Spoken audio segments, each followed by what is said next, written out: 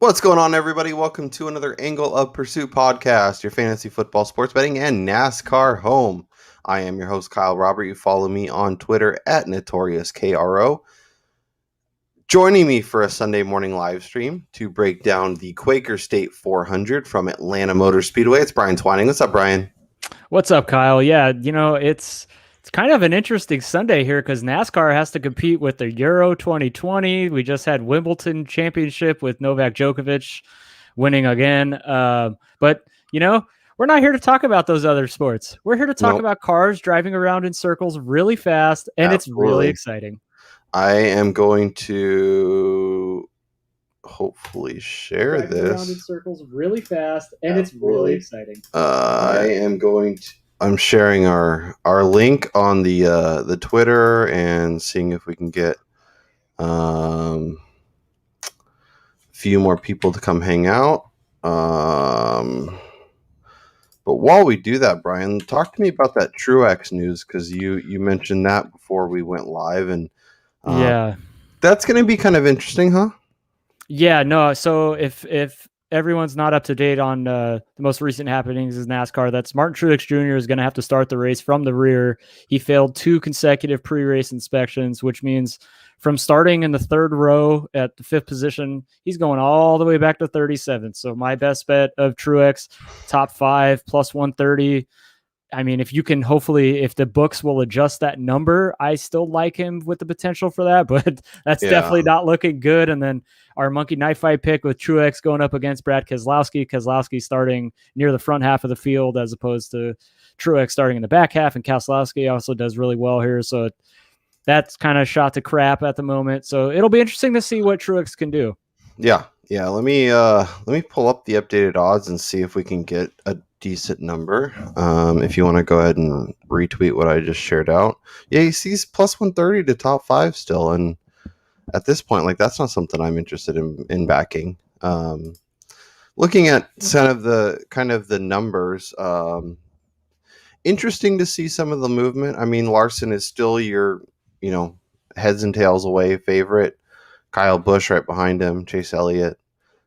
This is the odds from earlier in the week. I'm just doing it for comparison's sake. It doesn't seem like anybody's moved crazy. Bowman's gone from 16 to 14. Blaney is gone. No, Blaney's still at 12. Keselowski's still at 14. Yeah, Kurt Busch went up from 30 to 1. He's now 35 to 1. Yeah. I almost feel like I said, with the Euro final today, with Wimbledon Championship today, maybe NASCAR had a little bit less eyes on it in terms of the regular fan who just likes to jump in and bet. So it kind of lost a lot of that. Yeah. That kind of money coming into it. So it is interesting to see Kyle Larson such a prohibitive favorite coming into here, especially with Kyle Busch taking home the Xfinity win yesterday, announcing his retirement from Xfinity racing, which thankfully, so Kyle Busch at that number 7.5 to 1 with how well he's been running, that's looking more intriguing as we get closer to the green flag. Yeah, I'm going to pull up a tweet I just saw from RotoDoc, which I thought was really interesting. Obviously, RotoDoc and driver, or what's his name, racing, the dude on Jordan McAbee or whatever, are like the 2 main NASCAR follows that I use. William Byron finishes at high wear 1.5 mile tri-quad ovals, 18-20, 17-8, 33-8. If we go up to 2 miles, it's 15. He's finished 15th in all 3 of those races, and yet we're looking at his odds at 10 to 1 today. Help me understand that. Again, like I keep hearkening to, people just sleep on this dude because he's been so consistent, but he's not making the noise in terms of wins. I know he was competing at Pocono before he ran out of gas, like we said. So he's a pit crew decision away from coming off of a victory 2 weeks ago. So it is interesting to see why he's not there.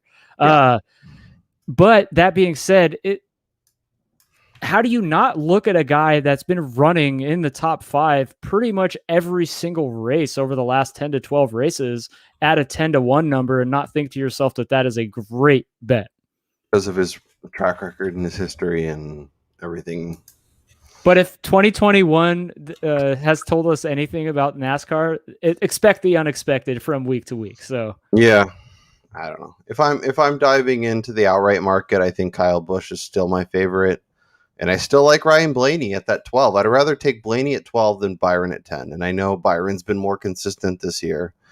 But I'd rather get the extra. I'd rather get 12 instead of 10, and I'd rather go with Blaney at this track. True.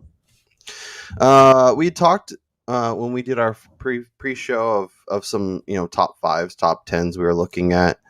Let's look and see if those numbers, Matt.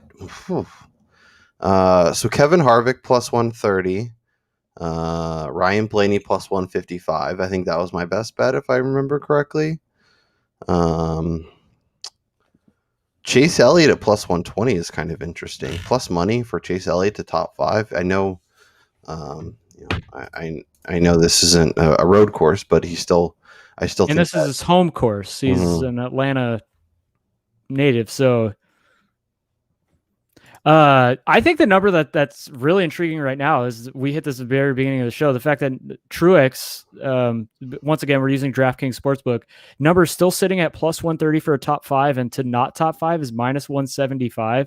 Knowing that he's starting at the back of the field, and the fact that there's a lot of traffic to have to maneuver through, and his track record this season hasn't been the best, that's a pretty decent number to get for a guy starting so far back. So if you could get in on that right now, if you feel like trying to move through the entire field is going to be too dangerous, I guess you could say, before that starts to rise, or they even take that off the board, I think that's a great number. Yeah, I think that could be an interesting way to attack it for sure. But as you mentioned, like from a career perspective, he's awesome at this track. From a recency bias, he's just been kind of generally terrible. So Kevin Harvick, 3 top 5s in 4 races. That is interesting. Brad Keselowski, Ryan Blaney. Nope. Those numbers make a lot of sense. Although Harvick, 10th at last time we started, he started 7th, finished 10th. Didn't run a great race. We'll see. He's been running so good. Like he has decent finishes, but again, he does not seem like the driver that's competing for those T3s or consistently top 5, finishes. So it's hard for me to get on board with him. Let's jump over and talk DraftKings, because last time we did this, it went really well for me. So I want to flush this out with you, and we can hopefully cash some of my lineups. Is there a world where we can start Kyle Larson, Kyle Busch, and work down from there? Oh, well, as you say that, I actually removed Martin Truex from a lineup and put in Kyle Busch paired with Kyle Larson. So my reasoning behind that is I would go into that with both of them starting Larson 6, Busch 2nd, is hoping from the jump, Kyle Busch gets the lead and he rides the lead for, 30, 40 laps. So you're getting all those lap lead points, all this stuff, maintains a T5 finish. And then Larson at some point throughout the race can move from 6th into 1st or 2nd, get those laps led. And at the same time, both of these guys are getting fastest lap numbers. So you're both getting 50 to 60 points guaranteed out of them, and then fill it in with movers from the back of the field.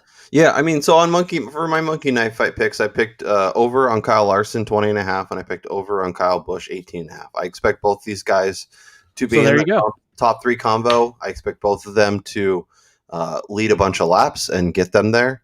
Kyle Busch is interesting. Now, we could dig a little deeper and punt on Busch and go with a Kyle Larson, go with even Denny Hamlin, or look for some of those, Alex Bowman, Brad Keselowski, guys that are going to move within the field and still save a little bit of salary. But let's dive down to the bottom and see what kind of value we can find. I talked about it when we had our conversation before about my excitement for Chris Buescher and his potential at 8,600. Doesn't save you a ton, but is a decent value, especially considering he's starting 18th. But if we're going to dive in with a Larson-Busch combo, we have to find some value. Like how low can we go? Like can we reasonably like Quinn Hoff at 35 or at 4,500? Like we have to dig down a little bit, right? Michael McDowell at sub 6K. Oh, we did like Ryan Newman 6,100. I think that's a good number right there, and that will help finagle some salary. But I mean, this doesn't really pay in DraftKings NASCAR, but looking at Chase Briscoe, he's only 6,400, starting 11th. He's had a couple of consecutive decent finishes, and if he can maintain that kind of standing and finish anywhere near that, get you 20, maybe 30 points, that's a good amount of points per dollar spent when looking at the savings that's offered by a guy starting so high in the field. I mean, obviously, I'm not expecting him to move into the top 5 or even finish there, but at such a cheap number, that's normally relegated to guys starting near the back, not in close to top 10. Yeah. I'm going to pull up Anthony Alfredo, the pasta man himself. Not really sure, it's you're never going to feel good about these guys. But at Atlanta, it is in his first start of the year, or whatever, March 21st when they had that race. Started 32nd, finished 27th. You're not gonna love it, but he's starting 32nd again. Let's see what he did at that race. What was that called? What was the first Atlanta race called? I'm checking it right now. Totally blanking. Why is my brain not working? Let's see. I can't. 2021 Folds of Honor Quick Trip 500. Why can't I go back that far? That's interesting. Maybe I need to. Yeah, so he started 32nd in that race and actually fell backwards and finished 38th. So finished 20. Oh, he actually moved up. He finished 27th. Yeah, 27th. Yeah. So at 5,500, is that worth taking a gamble there? So gross. It's really hard to get on board. What about your boy Bubba? 6,300. See, yeah, no, I like Bubba because he has the speed. That's the one thing. Is like Anthony Alfredo. Yeah, he's a decent driver, but he hasn't shown any resemblance of speed in terms of the ability to move up the field. Whereas Bubba Wallace at times this year has been running top 10, has been running top 5, has even led laps this season. It's just his inability to avoid himself on the track in terms of getting into trouble, hitting people, getting in people's, quarter panels, all this other stuff. If he can avoid that stuff today, I don't see a reason why he can't move into the top 15, get close to that T10 finish that he, is going to have to start producing for a guy like MJ who expects winners. So if anybody for 6,300 starting 24th, I think Bubba has the potential to boom more so than an Alfredo. Yeah. So then I'm looking at, like, if I built this lineup, so it's Larson, Busch, Busher, Ryan Newman, Bubba Wallace. I have 6,700 to spend. So I could do like a Corey LaJoie, Michael McDowell, Chase Briscoe, or I could punt on Kyle Larson. As good of a value as he has the potential to be, go with my boy Ryan Blaney at 10.5. And then we're looking at 8,200 left, and we can go with an Almirola, an Austin Dillon, a Daniel Suarez, Ryan Preece starting 34th. There's some potential there. Yeah, I like Suarez. I mean, he's just a name for me that I've kind of been attracted to the last 2 years, and he's been producing really well this season. I mean, other than last week, but he was coming off of 3 consecutive races inside the top 15, and the news that they're taking on another team, they're going to be adding a driver, only kind of solidifies his kind of spot with Trackhouse Racing. So they're going to be committing more money, more effort in terms of making him successful. So I think Suarez is a guy who, during his back half of the season, we're going to see them do everything possible to lead into what they hope is a successful 2022 and potentially playoff spot. So I like Suarez. Yeah. Ricky Stenhouse is another one that is interesting. Tends to run pretty well here, but also when he's starting where he's starting at 16th, like how much place differential do we really expect from him? Like you're spending 6,600, so that's a nice dollar amount. But like best case scenario, he's like 12th or 13th. Like is that worthwhile? Yeah, you're really hoping for him. He gets some fastest laps, and you're kind of hoping he gets 10th. Yeah. Or like, 9th. Yeah. I think that's kind of his max. A top 10 with a few fastest laps, and maybe something gets real wild and he gets near the top 5. Yeah, and maybe there's an occurrence where the majority of the field pits at one time during when they're cycling through their first couple of pitting stops, and he leads a lap or two in that instance because they stayed out. Kind of like we've seen Brad Keselowski do the past couple of weeks, where his team has elongated their runs. So if I use Stenhouse with the aforementioned group, I can fit Kyle Larson, Bubba Wallace, Ryan Newman, Chris Buescher, Kyle Busch, and Ricky Stenhouse.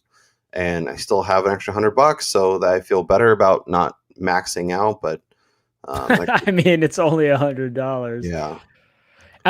One thing, kind of talking it over too, really makes me think maybe the fact that Truex is starting near the back of the field now would make him kind of a play in a GPP, because people are probably going to fade him, knowing that he went from starting 5th to starting 37. So he has to make up all that ground before he can even start earning positions. Right. However, this is a guy who does really well here. If he can get near the front where Denny Hamlin and Kyle Busch are, we're looking at Joe Gibbs Racing Team that could potentially have 3 cars inside the top 5 dominating today. So but like, I feel like he wouldn't have any chance at dominator points until maybe stage 3, maybe. But with 260 laps, I mean, it's a good point and a good philosophy and a good way to try and be a little different. But and he is only 9K, so that is interesting. But man, that is a lot of ground to make up, though. Yeah.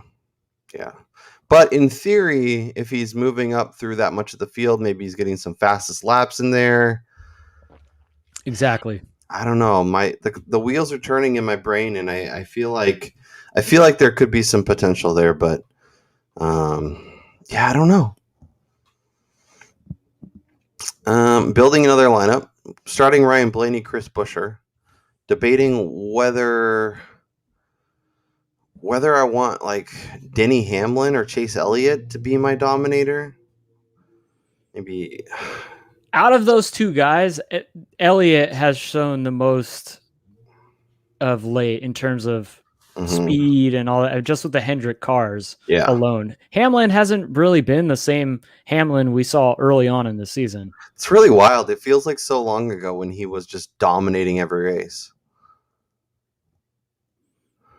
Yeah, it's kind of miraculous to me to see what has happened. I mean, it's what transpired. He went from being the favorite every single week to a guy who's just kind of one of the top cars going into every race, and he shows nothing in terms of the potential to win. Well, and it's funny. It's like Kyle Busch was terrible last year, and then he kind of started off not very good. Now he's back to his normal self. Denny Hamlin's kind of gone the other way.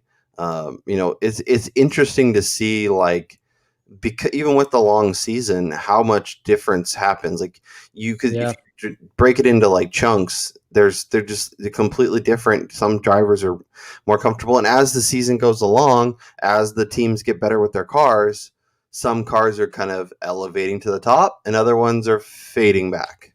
Well, I mean, we kind of hit on this prior to the Daytona 500 about Kyle Larson coming into his first season back. Yeah, coming into a new team, new pit crew, a new spotter. Everything was brand new for Kyle Larson, and it took him a few races. And then, I mean, look at it now. He is probably head over heels the best driver in NASCAR at the moment, regardless of finishing spot. Every week, his car is a contender to win that race. So I think I was looking at 7 of his last 8 races. He's been first or second. I mean, that's just insane. That's disgusting. Yeah. Yeah, it's That's ridiculous. Yep, and here we are trying to fade him in DraftKings. What are we doing? That's why this week I will live or die with Kyle Larson on my DraftKings. But my luck, he'll crash out early and finish last. Of course, the week we go all in and dive in is the week that he just he didn't do anything this week. Sorry. Exactly. Man, I kind of like it. So far I'm building a second lineup.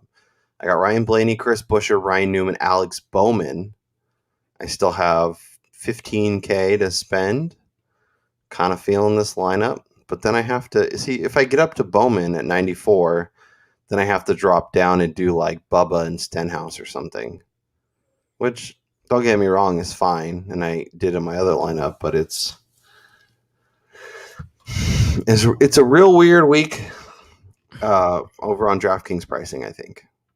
Yes. Yeah. I mean, there's another guy you can potentially look at would be like a Cole Custer. I mean, earlier this season, he finished 18th here. You'd be getting him at what is his cost right now? I think it was he's 6,700. He's starting 23rd. I mean, so again, you're looking at a handful of movement places, hopefully. Yeah. And he's had some good weeks where he's gotten 20 or 30 points, but he's also had a couple weeks where he got negative points, and that really hurt you. And that's kind of my concern. But I guess if we're looking at GPPs, we're looking at potential upside. This is a guy in his 2 races on the NASCAR circuit, started 31st, finished 19th, started 27th, finished 18th.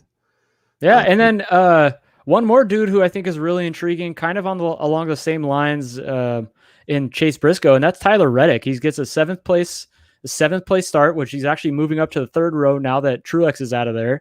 And he's coming off of 3 consecutive races with the 2 at Pocono and then last week's race of 11th or better. So we've already seen him earlier this season go through, I think it was a 6 or 7 race streak where he was inside the top 10. So maybe he's starting another one of those streaks. And if he can maintain that starting position, get a couple fastest laps, potentially benefit, like I was talking with Stenhouse, from a group of cars pitting, and then he jumps into the lead. He could be a guy who surprises and runs near the top of the field all day. Yeah, no, I think. And for 7,100, like if he could be like an early dominator where he just runs really well from the jump and then kind of fades as the race goes along. Yeah. But you've already accrued those points from him. Exactly. Running near the front. And when you want to go with, like right now I'm looking at Blaney, Buescher, Newman, and Custer. So they're all like mid to back into the pack guys. You could throw in a Harvick who's starting 21st, hopefully get him up to 10th or so. And then you could try and, then I can make Tyler Reddick work. So that's interesting as well. Little unique build there, but one that could be kind of fun for sure. Yeah, and of course my favorite guy we don't even talk about William Byron, because he's not good here, starting 19th, like right in the middle of the field, but he's shown the ability this year to get moved to the top in those Hendrick cars. We talked about it. It's interesting, right? Because Kyle Busch at 10-3, William Byron at 10, and then Ryan Blaney at 10-5. I think there's going to be some tough decisions to make in there. And maybe if you don't use Larson, you get a couple of those guys. Even Harvick all the way up to 10-9. But I think that's where a lot of winning and losing is going to come from. You're going to have to pick one or two of the right one or two of those names if you want to have a week this week. Yeah, definitely. So rank them for me. Kevin Harvick, Kyle Busch, William Byron, Ryan Blaney. I would probably go. I'm going Larson 1. No. The 10K guys. Oh, the 10K and guys. Only for DraftKings. Kevin Harvick, Kyle Busch, William Byron, Ryan Blaney. Oh, man. So for me, I'll go first. So for me, Ryan Blaney would be my number 1. He's 10-5. He's really interesting. He's starting 15th. I think he has a very legit chance at winning this race, so I like that. Then it gets more tough. Harvick starting 21st. I expect him to move up into that kind of 5th to 7th range, but I don't know that I think he can win. Where Kyle Busch, I think you could get dominator points and potentially win the race, and you're still saving $600. But so it's really a trade-off there. Do you want the guy who can win the race and lead laps, or do you want the guy who can move from 21st into 4th and potentially have a few fastest laps and rack up some points in there? I think that's the decision, and I think William Byron's 4th, even though I like a lot of what he's doing. When I'm looking in that range, it's gonna be hard for me to get to him. All right, I think for me, number 1 is Kyle Busch. I know obviously he only has the ability to go down in terms of where he finishes, but saving the 600 from him and Harvick, and with how dominant Busch has been of late, like he's been one of the best, maybe 3 cars the past couple of races. I think you're going to get those dominator points out of him early and potentially late in this race. I mean, you saw him win yesterday. Yep. I would go, this is kind of my homer pick, but I would actually go Byron 2nd. Sure. With the starting position, but also based on the fact that if he were to get near the top, knowing that both Kyle Larson and Chase Elliott, who are both Hendrick drivers, are there, and he had the ability to link up with them, he's going to get dragged along with those 2 other guys. Yep. And then that just makes them that much more dominant as a team, as opposed to just being singular drivers. And then that's kind of the reason why I have Harvick and Blaney next, is because neither of them have really strong cohesion in terms of like with their teammates and helping each other. So I think Harvick would be 3rd, knowing his past successes here, and he has the ability to stay out of trouble and get into the top 10 and kind of run there. And then Blaney 4th, just because there's so many variants in terms of how he finishes. If he gets in accidents, some races he runs really well, some races he just can't get it crap together. And so I think that's why he would be the least favorite for me out of that group. Yeah. I like the idea of using Kyle Busch with Tyler Reddick. If Tyler Reddick doesn't get to the front like we kind of hope he does, then you have another solid dominator, which I think is going to be incredibly important at this race. And then kind of going from there. I do wonder if a William Byron, Ryan, like go with 3 of these 10K guys. Go Kyle Busch, William Byron, Ryan Blaney. And then dive down to Ryan Newman. And let's see if I can make this work.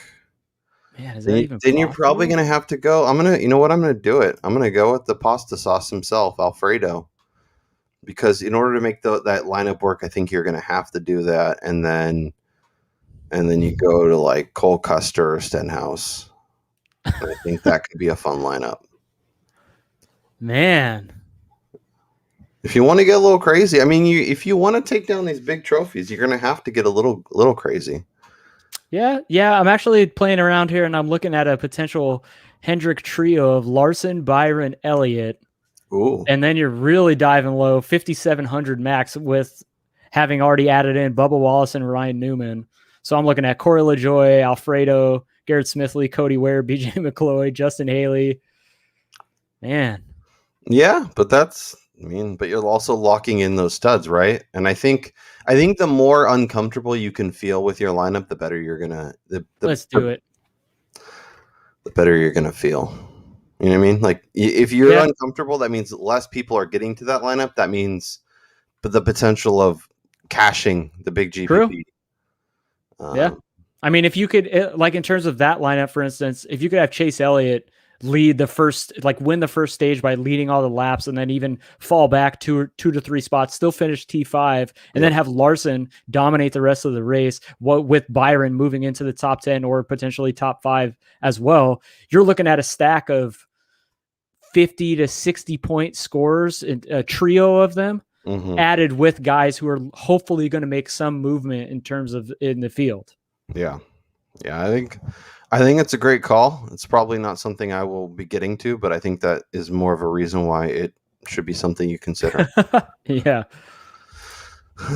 Okay. I think I have 3 lineups I like. So Kyle Larson, Kyle Busch, Chris Buescher, Stenhouse, Bubba, Ryan Newman, Kyle Busch, William Byron, Chris Buescher, Tyler Reddick, Cole Custer, Ryan Newman, Ryan Blaney, Kyle Busch, William Byron, Ricky Stenhouse, Ryan Newman, and the pasta man himself, Alfredo. Well, he, his attention might be elsewhere, especially considering I don't want to divulge too much, but England's already winning 1-0, so this might not be good for us paisans today. Well, as somebody holding a futures ticket, I'm going to have to go go sweat this out and see what I can pull. Let me see. Oh, let me go to this. Why does DraftKings make it so terrible on their website? Like on the app it works much better, but on the website, just I don't know, it's kind of messy. Well, it's because nobody uses computers anymore, I feel like companies are going towards the mobile devices. I mean, I want to say 85% of the people don't even have computers. Everything's mobile these days. So that's why everything's so important to be mobile. Okay, Brian, let's make a quick bet. We can go watch the World Cup. We can get ready for NASCAR or I guess the Euros, not the World Cup, and then go from there. So before on our original pod, you had Truex top 5. I had Ryan Blaney top 5. Now that we're sitting here on Sunday, obviously Truex starting in the back. I'm giving you an opportunity to punt on that and go a different direction, or add a second best bet to your card. Well, I'm not gonna completely punt on Truex with the T5. I don't like the number at plus 130. I wish I could get maybe a 2-1 because of where he's starting. I would probably lean in that direction, but there is one more that I'm going to add today because I really think it's the week, and I'm going in on 23-11. Bubba Wallace needs to get his SHIT together, start winning for the GOAT, MJ, top 10, 4-1, Bubba Wallace. That's a number I could get on board with. 4-1 for a top 10. Yeah, that's you want to look at? Lovely. Obviously, I still love Ryan Blaney, and I think I will be betting that. Dude, here's the number. Ryan Newman top 10, 5-1. 5-1. You could bet Kyle Larson to win the race at plus 240, or you can double those odds and get Ryan Newman to top 10. Yeah, and get 10 times the opportunity to hit. Mm-hmm. Yeah, that's a great bet. Those are my bets. I appreciate everyone who hopped in, who joined us. We're going to try and do these each and every week before the NASCAR race, as well as, we do our normal preview, usually up on Thursdays or Fridays. So subscribe, hit the bell notifications, when we go live. Hit that thumbs up. Let us know down in the comments who you think is going to win the race today. And for Brian Twining, I'm Kyle Robert. We'll talk to y'all next time.